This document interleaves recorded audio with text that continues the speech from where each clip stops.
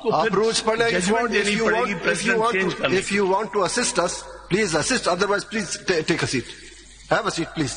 आप इतनी सख्ती कैसे कर रहे हैं? इसी तरह से this is the Supreme Court. This is not don't mockery no बनाएं। बात मैं कह रहा हूँ, आप अपने आप को सुप्रीम कोर्ट से अलग करके कॉन्स्टिट्यूशन बेंच कह रहे हैं। प्लीज आप चले। You are part of supreme court. Please supreme court का प्रेसिडेंट मैं आपके सामने पेश करूँ। आप रूल्स पढ़ें, हमें आप असिस्ट करें। हम आपको एक अच्छा वकील समझते हैं, लेकिन जो आप कर रहे हैं वो एक अच्छे वकील की तरह नहीं कर रहे। प्लीज सॉरी टू से। देखिए ये आपकी जजमेंट, ये आपकी ऑब्जर्वेशन है। Yes, my observation. I don't think so. You have right to say this about me. You may not agree with me. You have no right to say this about me. You may not agree with me. I take strong exception to this. Reflection of your behavior. It is reflection of your behavior. Yes, behavior. What you have done yesterday. अब आप अगर हमें assist करना चाहते हैं, you have 10 minutes. Otherwise, we will not permit you. आपको otherwise हक नहीं था। SIC के वकील बहस कर चुके, उन्होंने खत्म कर दिया, क्लोज कर दिया। हमने ग्रेस शो की आपकी बारी पे कर रहा हूँ जी। मैं अपनी आपकी कोई बारी नहीं थी, सॉरी। आपके वकील बहस कर चुके। आपके पास जवाबबंदी का कोई इख्तियार नहीं। हमने मौका दिया। काउंसिल आपको पहले कहा कहाँ SIC लीड आपने करना था। चेयरमैन ऑफ SIC किया कि नहीं वो करें। बिस्मिल्लाहिर्रहमानिर्रहीम। बहुत शुक्रिया जनाब स्पीकर।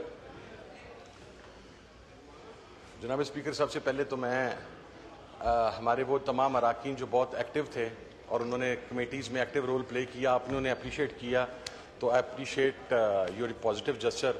लेकिन मुझे ये नहीं पता सर कि स्टैंडिंग कमेटी की जो ह्यूमन राइट्स की है उसके गुज़श्ता 6 माह में सिर्फ 2 इजलास हुए हैं मेरी बार बार रिक्वेस्ट के बावजूद, तो उसके ऊपर मैंने किसे अप्रिशिएट करना है वो sir I just want to know about it sir. वो जरूर आप करें, मगर सब्जेक्ट वो करें कि जो जिसकी इजाजत मिल सके।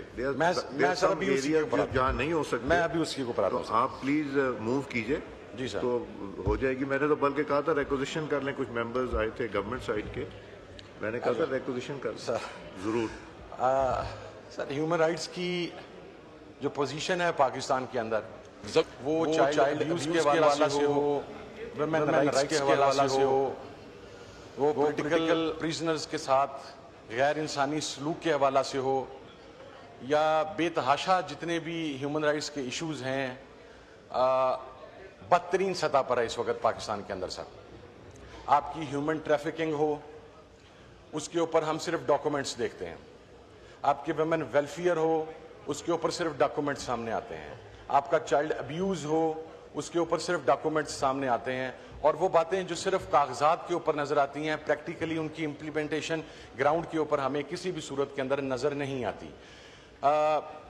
आपके बाकी तमाम चीजें छोड़ दें सर, इस हाउस के जो ऑनरेबल मेंबर्स हैं, अगर उन मेंबर्स के भी ह्यूमन राइट्स वायलेट हों और इस चीज़ के ऊपर किसी को नोटिस किया जाए तो उसके ऊपर भी परफॉर्मेंस जो है वो जीरो होने के बराबर होती है। Leader of the opposition arrest हो, नेशनल असेंबली का हो, सेनेट का हो, पार्लिमानी लीडर अरेस्ट हो, चीफ व्हिप टॉर्चर हो, और उसके बावजूद अगर रिस्पेक्टिव डिपार्टमेंट के किसी हेड से उसके ऊपर इंक्वायरी रिपोर्ट मंगवाई जाए तो वो इवन मीटिंग के अंदर आना भी बॉदर नहीं करते।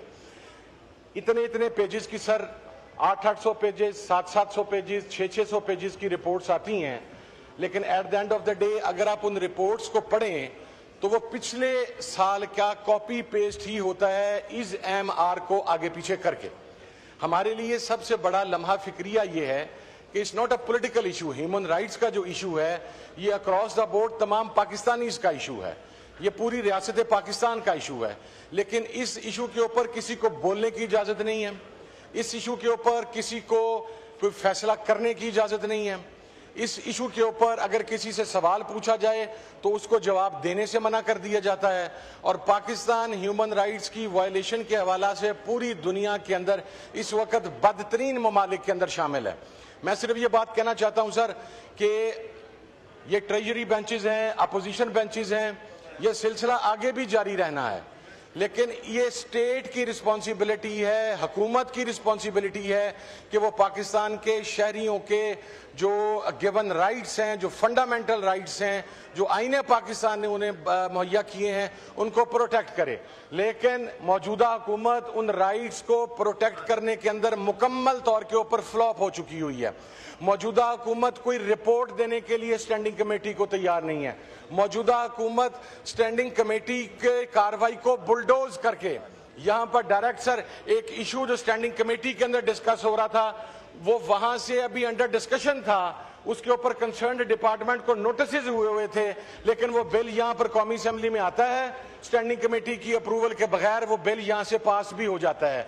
तो पार्लिमानी रवायात को भी वहां पर पामाल किया गया है। और मैं एक बात अर्ज करना चाहूंगा सर कि राइट्स सबके हैं। आपने ये कहा कि मैं एजेंडा वो रखूं जिसके ऊपर मीटिंग हो सके, तो सर 26 नवंबर को तो जो मैसेकर हुआ था उसके ऊपर मैंने रिपोर्ट मंगवाई थी कि मुझे रिपोर्ट पेश की जाए। उसके बाद ब्लास्फेमी का इशू था, वो इशू था जो इतना हसास इशू था और हम इसे एक आसान तरीके से सेटल करना चाहते थे। उसके बाद सर जो पॉलिटिकल प्रिजनर्स हैं उनके साथ जेलों में जो सलूक हो रहा है, फिर जेल मैनुअल्स जो हैं, हमने हर वो चीज मंगवाई जिसके अंदर ह्यूमन राइट्स वायलेशन थी सर, और ये तमाम चीजें पीटीआई से रिलेटेड नहीं थी। हमें तो इवन जेल का विजिट करने की इजाजत नहीं दी गई, कोई चीज हम तक नहीं आने, और फिर कहा जाता है कि ये रिवाइज्ड एजेंडा जारी हो गया। सर सबसे बड़ा क्वेश्चन ये है कि स्टैंडिंग कमेटी के चेयरमैन की मर्जी के बगैर, उससे कॉन्फिडेंस में लिए के बगैर ये रिवाइज्ड एजेंडा कौन जारी करता है और कैसे जारी हो सकता है? सर अगर ये चीजें मैं वहां पर डिस्कस नहीं कर सकता, जो कमेटी के मेंबरान, तमाम मेंबरान ने यूनानिमसली उस पर एग्री करके नोटिस किया है, तो उसके बावजूद अगर ये चीजें हम नहीं कर सकते तो फिर क्या फायदा है सर? फिर तो आप इसको ह्यूमन राइट्स के चैप्टर को क्लोज कर दें पाकिस्तान के अंदर। आज हमारी बारी है सर, लेकिन मैं ये कह रहा हूं कि सर आज हमारी बारी है। आज इमरान खान जेल के अंदर सफर कर रहा है, आज मखदूम शाह महमूद कुरैशी जेल के अंदर सफर कर रहा है, आज इजाज चौधरी जेल के अंदर सफर कर रहा है, आज डॉक्टर यास्मीन राशिद साहिबा जेल के अंदर सफर कर रही हैं, आज हमारे बेतहाशा पॉलिटिकल वर्कर्स जेल के अंदर सफर कर रहे हैं। हम नहीं चाहते कि कल ये बारी किसी और की हो, लेकिन आज भी अगर आप उन चीजों को सुनने के लिए तैयार नहीं है, उन पर अमल दरामद के लिए तैयार नहीं है, तो मेरा ख्याल है कि this is the best example कि पाकिस्तान की डेमोक्रेसी के अंदर कौन सी चीजें प्रेसिडेंट सेट किए जा रहे हैं और फिर अगले आने वालों से किसी पॉजिटिव चीज की तवक्को रखना यह सरफजूल होगा। और आखिरी चीज मैं अर्ज कर दूं सर सबसे बड़ा इशू है ह्यूमन ट्रैफिकिंग का सर, ह्यूमन स्मगलिंग का सर, चाइल्ड अब्यूज का सर, विमेन राइट्स का सर, माइनॉरिटी के राइट्स का सर। सर मैं कह के थक गया हूं, लेकिन बट ऑल ड्यू रिस्पेक्ट मेरा नहीं ख्याल कि मौजूदा हुकूमत उसके ऊपर कोई भी अमल करने के लिए तैयार है या इन बातों को सुनने के लिए तैयार है।